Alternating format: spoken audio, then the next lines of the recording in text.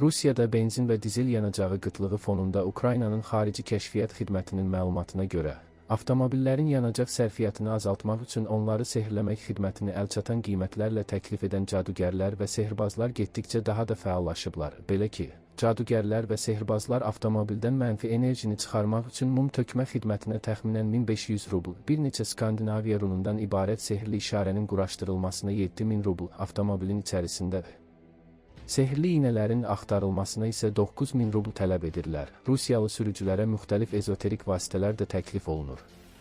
15000 rubl qarşılığında onlar ayı pəncəsi amuleti ala bilərlər. 16000 rubl ödəyən sürücülər isə duz və qızıl bəzək əşyası ilə həyata keçirilən tam sehr mərasimi əldə edirlər.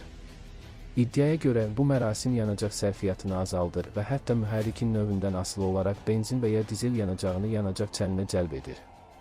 Cadugərlər müştərilərindən avtomobilləri üzərində edilən mərasimləri gizli saxlamağı tələb edirlər. Əks halda onların sözlərinə görə mərasim heç bir fayda verməyəcək. Xatırladaq ki, CNN-in məlumatına görə hazırda Rusiyanın beynəlxalq səviyyədə tanınan 83 regionunun demək olar ki, hamısında Ukrayna müdafiə qüvvələrinin Rusiya neft emalı zavodlarına endirdiyi hava zərbələri nəticəsində benzin və dizel yanacağı qıtlığı yaşanır. Nəticədə yerli hakimiyyət orqanları benzin və dizel satışına məhdudiyyətlər tətbiq edir.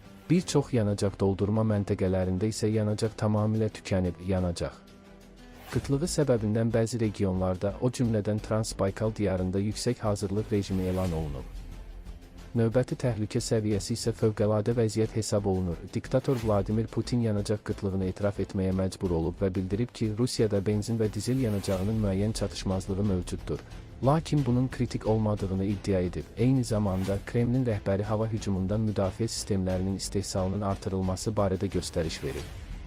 Bununla da o, Ukraynanın hava zərbələrinin Rusiya hərbi və strateji obyektləri, o cümlədən neft emalı zavodları üçün ciddi təhlükə yaratdığını dolayısıyla etiraf edib. Rusiyada Ukraynanın hava zərbələri nəticəsində yaranan yanacaq qıtlığı 2025-ci ildə də müşahidə olunmuşdu. Lakin ekspertlərin fikrincə vəziyyət 2026-cı ildə xeyli daha ağır olacaq. Bundan əvvəl Ukrayna Müdafiə Qüvvələri Gazpromun ən böyük neft emalı zavodunun əsas neft emalı qurğularını sıradan çıxarmışdı. Rusiyanın ən böyük neft kimya kompleksi olan Salavat Ukrayna pilotsuz uçuş aparatının hücumundan sonra fəaliyyətini dayandırıb.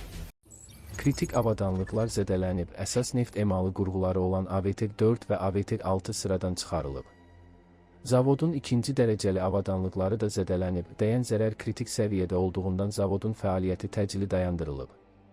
Yerli qubernator Salavatın zərbə aldığını təsdiqləyərək zavodun bir neçə gün ərzində fəaliyyətini bərpa edəcəyini bildirib.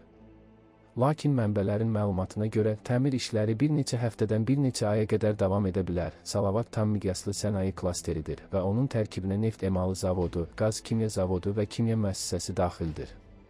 Kompleks Gazproma məxsusdur və benzin, dizel yanacağı, kerosin, eləcə də digər neft məhsulları, mayeləşdirilmiş qazlar, butil spirtləri, polietilen, polistirol və ammonyak istehsal edir. Sənaye mənbələrinin məlumatına görə, müəssisə 2024-cü ildə 7,2 milyon ton neft emal edib ki, bu da Rusiya Federasiyasında ümumi neft emalı həcminin təxminən 2,7%-ni təşkil edir.